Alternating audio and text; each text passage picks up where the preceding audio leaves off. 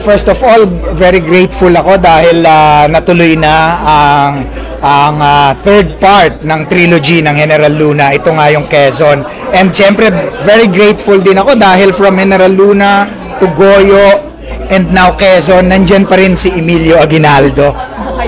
Yes, buhay pa siya. And malaki pa rin ang gagampanan niyang part dito sa Quezon. And I guess this is one of the most important era ng ating pagka-Pilipino. Itong kumbaga era na gagawin sa pelikulang Quezon.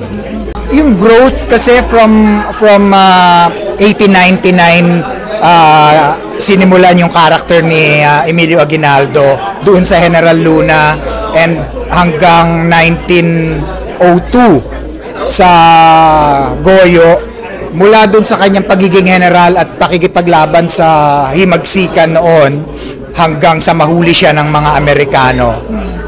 Dito sa Quezon yung kanyang growth as kumbaga parang ordinary citizen na lang siya at eventually tumakbo siyang pagka-presidente muli sa 1935. Mas nakita ko yung kanyang pagka-human at yung partly na-realize ko yung kanyang mga sacrifices din doon sa kumbaga track na tinahak niya during that time. Nung kasing pinalabas ang General Luna, medyo parang ang dating sa atin negative si Emilio Aguinaldo.